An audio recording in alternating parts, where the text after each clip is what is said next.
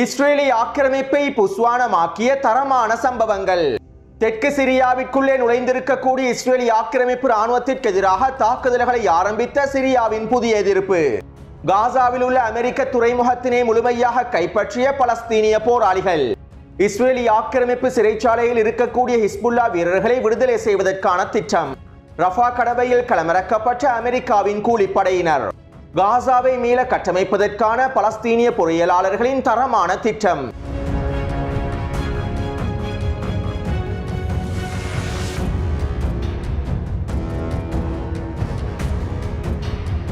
ஈரானின் வெளியுறவுத்துறை அமைச்சர் கத்தாருக்கு விஜயம் செய்து ஹமாஸினுடைய தலைமைகளுடன் பேச்சுவார்த்தைகளை மேற்கொண்டுள்ளார். பலஸ்தீனிய தேசம் முழுமையாக விடுதலை பெறும் வரை, ஆக்கிரமிப்பெதிரி பலஸ்தீனிய நிலத்திலிருந்து முழுமையாக வெளியேற்றப்படும் வரை, ஒட்டுமொத்த பலஸ்தீனிய நிலங்களும் ஜெருசலம் பிரதேசமும் முழுமையாக மீட்டெடுக்கப்படும் வரை ஈரான் பலஸ்தீனிய எதிர்ப்புக்கு முழுமையான ஆதரவை வழங்கும். ஈரான் பலஸ்தீனிய எதிர்ப்பை எப்போதும் வெளிப்படையாகவே ஆதரிக்கும். மேலும் பலஸ்தீனிய எதிர்ப்புக்கு தேவையான அனைத்து விதமான உதவிகளையும் ஈரான் தொடர்ச்சியாக மேற்கொள்ளும். மேலும் இது ஈரானின் கடமையாகவும் இருக்கின்றது என்றும் ஈரானின் வெளியுறவுத்துறை அமைச்சர் தெரிவித்துள்ளார். அத்தோடு ஹமாஸினுடைய தலைமைகள் பலஸ்தீனிய எதிர்ப்பு போராளிகள் மற்றும் பலஸ்தீனிய மக்களின் அன்பான வாழ்த்துக்களை ஈரானின் உச்ச தலைவர் அலி கமேனி அவர்களுக்கும் ஈரானிய அரசாங்கத்திற்கும் ஈரானிய மக்களுக்கும் தெரிவித்திருந்தார்கள். பலஸ்தீனிய எதிர்ப்புக்கும் பலஸ்தீனிய மக்களுக்கும் ஈரான் வழங்கக்கூடிய அசைக்க முடியாத ஆதரவை நாங்கள் பாராட்டுகின்றோம். ஈரான் எல்லா நேரங்களிலும் பலஸ்தீனிய மக்களோடும் பலஸ்தீனிய எதிர்ப்போடுமே இருக்கின்றார்கள். இதற்கான வாழ்த்துக்களையும் பாராட்டுக்களையும் தெரிவித்துக் கொள்கின்றோம் என ஹமாஸினுடைய தலைமைகள் ஈரானினுடைய வெளியுறவு அமைச்சரிடம் தெரிவித்துள்ளார்கள். இதைத் தொடர்ந்து வெஸ்ட் பேங்க் பிரதேசத்திலே நடைபெற்று வரக்கூடிய மோதல்கள் தொடர்பாகவும், வெஸ்ட் பேங்க் பிரதேசத்திலே மேற்கொள்ளப்பட போகின்ற அடுத்த கட்ட திட்டங்கள் தொடர்பாகவும், வெஸ்ட் பேங்க் பிரதேசத்திலிருந்தும் இஸ்ரேலிய ஆக்கிரமிப்பினை வெளியேற்றுவதற்கான வேலை திட்டங்கள் தொடர்பாகவும் ஈரானின் வெளியுறவுத்துறை அமைச்சரும் ஹமாஸினுடைய தலைமைகளும் கலந்துரையாடல்களை மேற்கொண்டிருப்பதாகவும் அரேபிய ஊடகங்கள் செய்திகளை வெளியிட்டுள்ளன.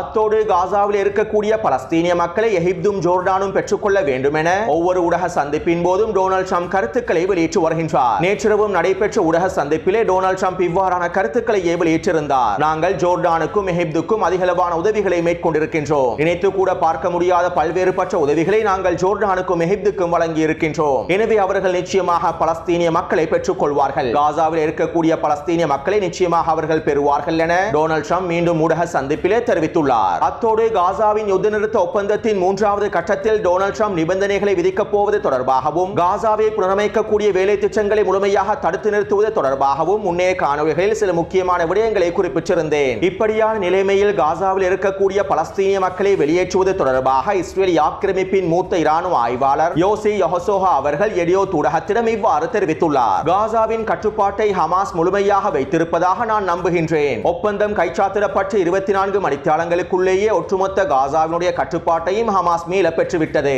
அவர்களுடைய பலத்தையும் திறன்களையும் பயன்படுத்திய இவ்வாறு ஒட்டுமொத்த காசாவையும் கட்டுப்பாட்டுக்கு கீழால் கொண்டு வந்துள்ளார்கள். காசாவிலே ஹமாஸுக்கு பதிலாக மாற்றீடு ஒன்றை உருவாக்க வேண்டும். குறைந்தது பலஸ்தீனிய அதிகார சபையாவது காசாவிலே களமிறக்கப்பட்டு ஒட்டுமொத்த காசாவை மறைமுகமாக கட்டுப்படுத்த வேண்டும், அல்லது எங்களுடைய ராணுவத்தினை பயன்படுத்தியாவது காசாவை முழுமையான கட்டுப்பாட்டுக்கு கீழால் கொண்டு வர வேண்டும் என்று இஸ்ரேலின் ஒட்டுமொத்த அரசியல் தலைமைகளும் இராணுவ தலைமைகளும் விரும்பியிருந்தார்கள். இதனை போரிலக்காக கொண்டே வேலை திட்டங்களையும் தரைவழி தாக்குதல்களையும் ஆரம்பித்திருந்தார்கள். ஆனால் எதிர்காலத்தினை பார்க்கும்போது இதற்கான வாய்ப்புகள் சிறிதளவேனும் இல்லை என்பது தெளிவாக புலப்படுகின்றது. காசாவில் இருக்கக்கூடிய ஹமாஸை இராணுவ ரீதியாக முழுமையாக அகற்றவும் முடியவில்லை. ஹமாஸினுடைய ஆட்சிக்கு பதிலாக மாற்றீட்டு அரசொன்றையும் உருவாக்குவதற்கு முடியவில்லை. எனவே காசாவில் இருக்கக்கூடிய பலஸ்தீனிய மக்களையும் எங்களால் ஒரு பொழுதும் வெளியேற்றவே முடியாது. 484 நாட்களாக உச்ச வான்வழி தாக்குதல்களை மேற்கொண்டு தரைவழி தாக்குதல்களை மேற்கொண்டு இராணுவ ரீதியாக ஹமாஸை கூட அகற்ற முடியாத எங்களால் ஒரு பொழுதும் காசாவில் இருக்கக்கூடிய பலஸ்தீனிய மக்களை வெளியேற்ற முடியாது. தன்னார்வமாக முன்வந்து காசாவிலிருந்து வெளியேறும் பலஸ்தீனிய மக்களை தவிர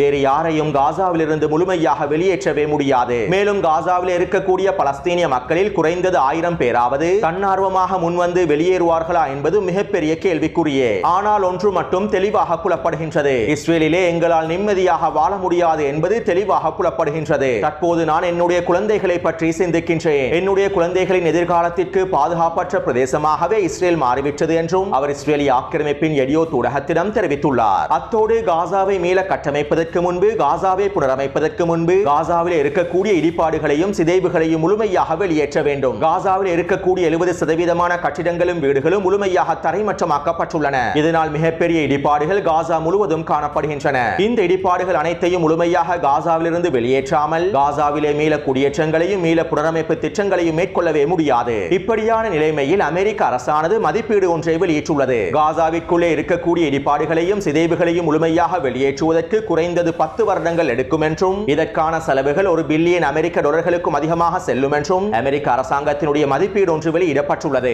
இன்னும் ஒரு விதத்தில் குறிப்பிடுவதாக இருந்தால் காசாவில் இருக்கக்கூடிய பலஸ்தீனிய மக்களை வெளியேற்றுவதற்காகவே இவ்வாறான மதிப்பீடுகள் வெளியிடப்படுகின்றன.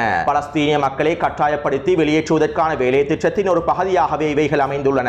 இப்படியான நிலைமையில் காசாவில் இருக்கக்கூடிய பலஸ்தீனிய பொறியியலாளர்களும் பலஸ்தீனிய எதிர்ப்பு குழுக்களில் இருக்கக்கூடிய பொறியியலாளர்களும் ஒன்றிணைந்து ஒரு புதிய திட்டம் ஒன்றினை முன்வைத்துள்ளார்கள். அதாவது காசாவில் இருக்கக்கூடிய இடிபாடுகளையும் சிதைவுகளையும் குறைந்தது 1 வருடத்திற்குள்ளேயே முழுமையாக வெளியேற்றுவதற்கான திட்டத்தினை முன்வைத்துள்ளார்கள். மேலும் இந்த திட்டத்தின் மூலமாக காசாவிற்குள் இருக்கக்கூடிய இடிபாடுகளையும் சிதைவுகளையும் பலஸ்தீனிய பொறியியலாளர்கள் பணமாக மாற்றியுள்ளார்கள். அதாவது இந்த இடிபாடுகளையும் சிதைவுகளையும் விலை பேசி விற்றுள்ளார்கள். தற்போது காசா முழுவதும் இருக்கக்கூடிய இடிபாடுகளும் சிதைவுகளும் கழிவுகள் அல்ல. அந்த இடிபாடுகளுக்கும் சிதைவுகளுக்கும் ஒரு விலை காணப்படுகின்றது. எனவே இந்த விலையை தீர்மானித்தே தற்போது இந்த திட்டத்தினையும் முன்வைத்துள்ளார்கள். இதற்காக எகிப்திலே இருக்கக்கூடிய தனியார் நிறுவனம் ஒன்றினையும் தேர்ந்தெடுத்துள்ளார்கள். மேலும் இந்த திட்டத்திற்கமைவாக இந்த தனியார் நிறுவனம் அவர்களுடைய சொந்த செலவிலேயே காசாவில் இருக்கக்கூடிய இடிபாடுகளையும் சிதைவுகளையும் முழுமையாக வெளியேற்றுவார்கள். மேலும் அந்த இடிபாடுகளையும் சிதைவுகளையும் பயன்படுத்தி பெற்றுக்கொள்ளக்கூடிய லாபங்களை அந்த தனியார் நிறுவனம் முழுமையாக பெற்றுக்கொள்ளும். அது மட்டுமல்லாமல் இந்த இடிபாடுகளை காசாவிலிருந்து வெளியேற்றுவதற்கு தேவையான ஊழியர்கள் அனைவரையும் பலஸ்தீனிய எதிர்ப்பு குழுக்கள் முழுமையாக வழங்குவார்கள். அதே போன்று பலஸ்தீனிய மக்களும் ஒன்றிணைந்து இந்த இடிபாடுகளையும் சிதைவுகளையும் வெளியேற்றுவதற்கு குறித்த தனியார் நிறுவனத்திற்கு முழுமையான ஆதரவையும் உதவிகளையும் வழங்குவார்கள். மேலும் இந்த இடிபாடுகளையும் சிதைவுகளையும் 1 வருடத்திற்குள்ளே முழுமையாக காசாவிலிருந்து வெளியேற்றுவதற்கு ஒரு முறையான திட்டத்தினையும் முன்வைத்துள்ளார்கள். அது மட்டுமல்லாமல் இந்த திட்டத்தினை நடைமுறைப்படுத்துவதற்கு மேலதிகமாக $20 மில்லியன் அமெரிக்க டாலர்களே தேவைப்படும் என்றும் இந்த $20 மில்லியன் அமெரிக்க டாலர்களும் தேவையான உபகரணங்களை வாங்குவதற்கும் சில அத்தியாவசிய பொருட்களை கொள்வனவு செய்வதற்குமே பயன்படுத்தப்படும் என்றும் தெரிவிக்கப்படுகின்றது.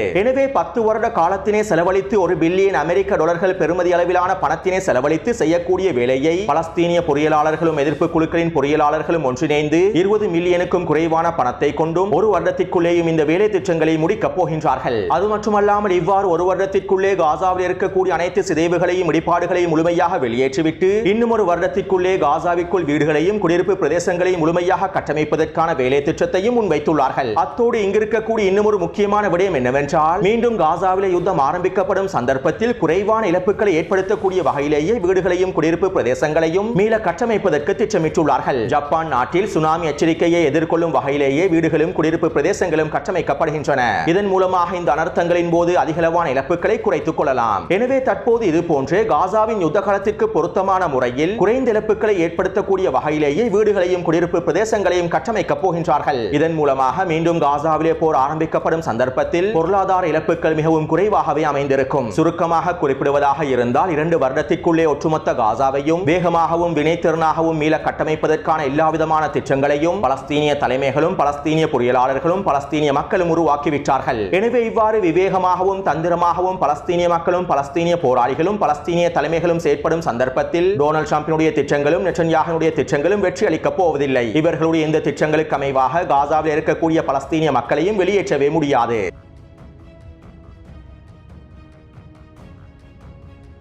இன்றைய தினம் காசாவின் களத்திலே 2 இஸ்ரேலிய ஆக்கிரமிப்பு பணைய கைதிகளும் அமெரிக்க குடியுரிமை பெற்ற ஒரு பணைய கைதியும் விடுதலை செய்யப்பட்டிருந்தார்கள். வடக்கு காசாவின் நெட்சரி மச்சுக்கு மேற்கு பிரதேசத்திலேயே அமெரிக்காவானது துறைமுகம் ஒன்றினை அமைத்திருந்தது. மேலும் காசாவின் மேற்கு பிரதேசத்திலே இந்த துறைமுகத்தை அமைத்து பல்வேறுபட்ட சூழ்ச்சி திட்டங்களை மேற்கொள்வதற்கே அமெரிக்காவும் இஸ்ரேலிய ஆக்கிரமிப்பும் திட்டமிட்டிருந்தது. காசாவில் யுத்தம் நடைபெற்றுக் கொண்டிருக்கக்கூடிய சந்தர்ப்பத்திலும் இந்த அமெரிக்க துறைமுகத்தினை பயன்படுத்தி பல்வேறுபட்ட தாக்குதல் திட்டங்களையும் மேற்கொண்டிருந்தார்கள். ஆனால் தற்போது இந்த அமெரிக்க துறைமுகத்தினுடைய கட்டுப்பாடுகள் முழுமையாக பலஸ்தீனிய போராளிகளுக்கு கீழால் கொண்டு வரப்பட்டுவிட்டது. இதனை உறுதிப்படுத்தும் முகமாகவே இன்றைய தினம் அமெரிக்க குடியுரிமை பெற்ற பணைய கைதியை அமெரிக்க துறைமுக பிரதேசத்திலேயே விடுதலை செய்திருந்தார்கள். இவை தொடர்பான காணொளிகளையும் புகைப்படங்களையும் நான் டெலிகிராம் சேனலிலும் பதிவிட்டுள்ளேன். அத்தோடு அமெரிக்க குடியுரிமை பெற்ற பணைய கைதி பரிமாற்றம் செய்யப்படும் சந்தர்ப்பத்தில் வடக்கு காசாவின் அல் ஷாதி படைப்பிரிவினுடைய தளபதியான ஹைத்தம் அல் ஹவர்ஜி அவர்களும் கலந்து கொண்டிருந்தார். 2023 ஆண்டு டிசம்பர் மாதம் 10ஆம் தேதி முக்கியமான தளபதியாக இருக்கக்கூடிய இவரை நாங்கள் படுகொலை செய்துவிட்டோம் என என இஸ்ரேலிய ஆக்கிரமிப்பு ராணுவம் அறிவித்திருந்தது. ஆனால் தற்போது இவர் உயிரோடு களத்துக்கு வருகை தந்துள்ளார். இவருடைய தலைமைக்கு கீழால் தான் குறித்த பிரதேசத்திலே களமிறக்கப்பட்டிருந்த இஸ்ரேலிய ஆக்கிரமிப்பின் உயரடுக்கு படைப்பிரிவான கோலான் படைப்பிரிவு ஒட்டுமொத்தமாக அளிக்கப்பட்டது. கோலான் படைப்பிரிவினுடைய தளபதியும் அளிக்கப்பட்டிருந்தார். ஆனால் இதற்கு காரணமாக இருக்கக்கூடிய ஹமாஸினுடைய தளபதி இன்று உயிரோடு இருக்கின்றார். இது இஸ்ரேலிய ஆக்கிரமிப்பு ராணுவத்தின் தோல்வியை உறுதிப்படுத்துவதாக ஆய்வாளர்களும் கருத்துக்களை வெளியிட்டுள்ளார்கள். அத்தோடு குறித்த பிரதேசத்திலே பலஸ்தீனிய போராளிகளின் அணிவகுப்புகளும் நடைபெற்றிருந்தன.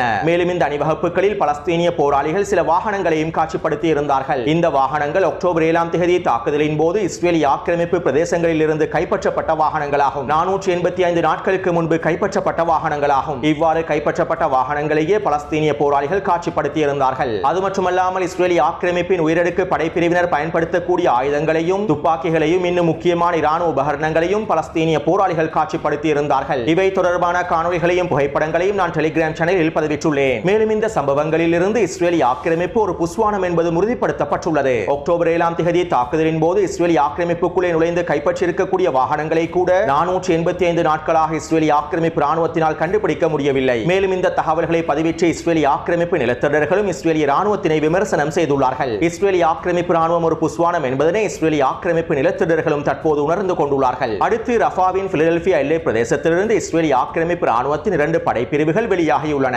அதே நேரம் ரஃபாவின் கிழக்கு பிரதேசமான கரீம் ஷலோம் பிரதேசத்திற்கு அருகாமையில் 2 படைப்பிரிவுகள் நிலைநிறுத்தப்பட்டுள்ளன. மேலும் சலாதீன் வீதியினுடைய கிழக்கு பிரதேசத்திலும் இஸ்ரேலிய ஆக்கிரமிப்பு ராணுவத்தின் எஞ்சிருக்கக்கூடிய படைகள் களமிறக்கப்பட்டுள்ளன. அதே நேரம் ரஃபா கடவை பிரதேசத்திலிருந்து இஸ்ரேலிய ஆக்கிரமிப்பு ராணுவம் முழுமையாக வெளியேறிவிட்டது. இருப்பினும் ரஃபா கடவை பிரதேசத்திலே வாகனங்களை பரிசோதனை செய்வதற்காகவும் ரஃபா கடவையினுடைய பாதுகாப்பை பலப்படுத்துவதற்காகவும் ரஃபா கடவை பிரதேசத்தினூடாக ஆயுதங்களை பலஸ்தீனிய போராளிகள் மீண்டும் காசாவிற்குள்ளே கொண்டு செல்லக்கூடாது என்பதற்காகவும் அமெரிக்காவின் PMC கூலிப்படையினர் களமிறக்கப்பட்டுள்ளார்கள். ஆரம்பத்தில் பலஸ்தீனிய அதிகார சபையினுடைய சிப்பாய்களை நிலைநிறுத்துவதற்கே திட்டமிடப்பட்டிருந்தது. ஆனால் ஐக்கிய அரபு அமீரகத்தினுடைய வேண்டுகோளுக்கு அமைவாகவே அமெரிக்காவின் கூலிப்படைகள் ரஃபா கடவை பிரதேசத்திலே களமிறக்கப்பட்டிருப்பதாகவும் அல் குதுஸ் ஊடகம் சுட்டிக்காட்டியுள்ளது. இந்த யுத்த நிறுத்த ஒப்பந்தத்தின் 3 கட்டங்களும் முழுமையாக நிறைவடையும் வரையில் தான் இந்த கூலிப்படையினர் களமிறக்கப்பட்டுள்ளார்கள் என்றும் தெரிவிக்கப்படுகின்றது. அடுத்து இஸ்ரேலிய ஆக்கிரமிப்பு சிறைச்சாலைகளில் ஹிஸ்புல்லா வீரர்களும் காணப்படுகின்றார்கள். லெபனான் மீது தரைவழி தாக்குதல்களை மேற்கொண்ட சந்தர்ப்பத்தில் 10க்கும் குறைவான ஹிஸ்புல்லா வீரர்கள் இஸ்ரேலிய ஆக்கிரமிப்பு ராணுவத்தினால் சிறைப்பிடிக்கப்பட்டார்கள். எனவே தற்போது இவர்களையும் இஸ்ரேலிய ஆக்கிரமிப்பு சிறைச்சாலைகளில் இருந்து விடுதலை செய்வதற்கான பேச்சுவார்த்தைகள் நடைபெற்று வருகின்றன.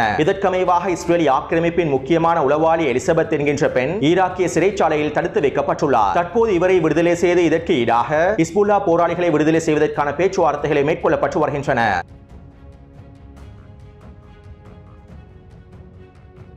அடுத்து தெற்கு சிரியாவிலே இஸ்ரேலிய ஆக்கிரமிப்பு ராணுவம் வேகமாகவும் சுதந்திரமாகவும் முன்னேறி வருகின்றது. இருப்பினும் தம்பி ஜூலானி இவற்றினை கட்டுப்படுத்துவதற்கான எந்தவிதமான வேலை திட்டங்களையும் முன்னெடுக்கவில்லை. சர்வதேச அழுத்தத்தை பயன்படுத்தப் போவதாக தம்பி ஜூலானி தெரிவித்திருந்தாலும் அண்ணன் இஸ்ரேலிய ஆக்கிரமிப்புக்கு எதிராக அவர் எந்தவிதமான திறந்த முடிவுகளையும் எடுத்திருக்கவில்லை. அத்தோடு சிரியாவிலே புதிய எதிர்ப்பு குழு ஒன்று உருவாக்கப்பட்டுள்ளது. STS பயங்கரவாதிகளை அடக்குவதற்காகவும் STS பயங்கரவாதிகளிடத்திலிருந்து பொதுமக்களை பாதுகாப்பதற்காகவும் சிரியாவின் இந்த புதிய எதிர்ப்பானது ஆரம்பிக்கப்பட்டிருந்தது. இவை தொடர்பாக நான் முன்னைய காணொளிகளிலும் தெளிவாக குறிப்பிட்டு அத்தோடு சிரியாவின் இந்த புதிய எதிர்ப்பானது லட்டக்கியா, டோட்டஸ், ஹமா மற்றும் ஹோம்ஸ் பிரதேசங்களிலே STS பயங்கரவாதிகளுக்கு எதிராக தொடர்ச்சியான தாக்குதல்களை மேற்கொண்டு வருகின்றது. அது மட்டுமல்லாமல் சிரியாவின் இந்த புதிய எதிர்ப்பானது நாங்கள் நினைத்ததை விட வேகமாக வளர்ச்சி அடைந்திருந்தது. இப்படியான நிலையிலேயே சிரியாவின் புதிய எதிர்ப்பை சேர்ந்த போராளிகள் தெற்கு சிரியாவின் குனித்ரா கிராமத்திற்குள்ளே நுழைந்திருக்கக்கூடிய இஸ்ரேலிய ஆக்கிரமிப்பு ராணுவத்திற்கு எதிரான தாக்குதல்களை மேற்கொண்டுள்ளார்கள். நேற்றிரவே குறித்த பிரதேசத்தில் உச்சகட்ட தாக்குதல்களை மேற்கொண்டுள்ளார்கள். இதன்போது இஸ்ரேலிய ஆக்கிரமிப்பு சிப்பாய்களுக்கு மத்தியிலும் இழப்புகள் ஏற்படுத்தப்பட்டுள்ளன.